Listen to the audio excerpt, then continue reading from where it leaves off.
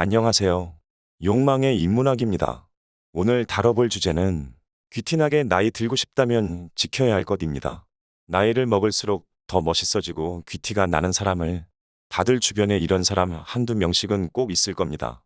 우리는 그 사람의 어떤 점에서 귀티나고 멋있다고 느끼는 걸까요? 시간이 지날수록 겉모습은 늙어갈지 모르지만 오히려 더 멋있어지는 사람들에 대해서 한번 이야기해 보겠습니다. 시간이 갈수록 우리들의 겉모습은 늙어갑니다. 주름은 늘어가고 피부도 처지기 마련입니다. 물론 겉모습이 사람의 모든 것을 정하는 것은 아니지만 외모는 우리들의 자신감과 자존감에 많은 영향을 미칩니다. 젊고 멋있고 아름다운 시절의 자신감은 나이를 먹을수록 사라지기 마련입니다. 나이를 먹었다고 내가 잘못한 것도 없는데 그저 세월이 흘렀을 뿐인데 늙어감에 따라 자신감과 자존감이 떨어진다는 건 정말 슬픈 사실입니다. 하지만 그럼에도 불구하고 오히려 귀티나게 나이를 먹어가는 사람들이 있습니다. 그런 사람들은 어떻게 살아가길래 겉모습이 늙어감에도 불구하고 자신감과 자존감도 높으며 귀티가 나는 것일까요? 바로 사람 보는 안목이 높을수록 우리는 그 사람을 고급스럽고 귀티나게 봅니다. 왜냐하면 보통 사람 보는 안목이 높은 사람은 자신의 주변에 자신과 편안한 관계를 유지할 수 있는 사람만 곁에 두다 보니 인간관계에서 스트레스 받을 일이 없습니다. 보통 웬만한 스트레스는 인간관계에서는 대부분 오는데요.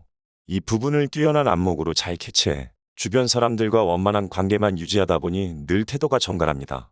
감정의 굴곡이 크게 없고 결이 잘 맞는 사람들과 함께하기 때문에 대화 주제 또한 잘 통하여 막힘없이 이야기합니다.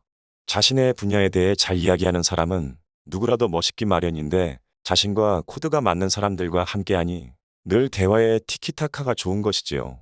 주변 사람들과 원만하게 소통하고 스트레스가 없어 늘 태도가 정갈한 것. 우리는 이런 면에서 사람에게 고급스러움을 느끼곤 합니다.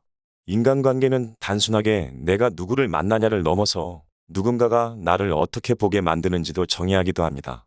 그렇다면 어떻게 안목을 키울 수 있을까요? 바로 좋은 사람과 나쁜 사람. 이렇게 흑백 논리로 사람을 구분짓는 게 아니라 나에게 맞는 사람과 안 맞는 사람만이 있을 뿐이라는 사실을 받아들이는 것입니다. 나에게 안 맞는 사람이라고 해도 그 사람이 나쁜 사람인 것도 아닙니다. 그저 나와 안 맞을 뿐입니다. 나에게 맞는 사람이 꼭 대단하거나 멋있고 착할 필요도 없습니다. 나에게 마음의 평안을 가져다 주면 나에게는 좋은 사람이니까요.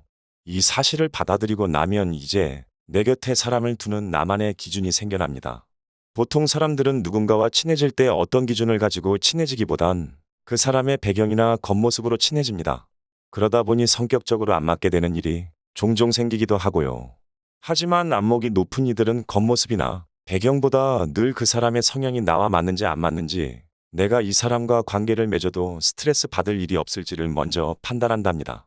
나이가 많이 들어도 주변에 이상한 사람들만 꼬여 있는 사람은 절대 고급스러워 보일 수 없습니다. 인생의 중반에 올 때까지도 자신의 안목을 키우기 위해 노력하지 않은 사람으로 보이니까요. 더 나아가 세월이 이만큼 흐르는 시간 동안 자신과 맞는 사람에 대한 기준조차 세우지 못한 줏대 없는 사람으로 보이기도 하고요. 하지만 내 주변 사람들만 잘 사귀어 두면 나 또한 행복해지고 남들에게 고급스러워 보이기까지 할 수 있습니다. 어렸을 땐 여러 사람들을 많이 경험해 봐야 합니다. 그래야 나와 맞지 않는 사람을 구분할 수 있으니까요. 그리고 그 경험들을 바탕으로 나이를 먹을수록 나를 위한 사람들만 남겨두는 거지요.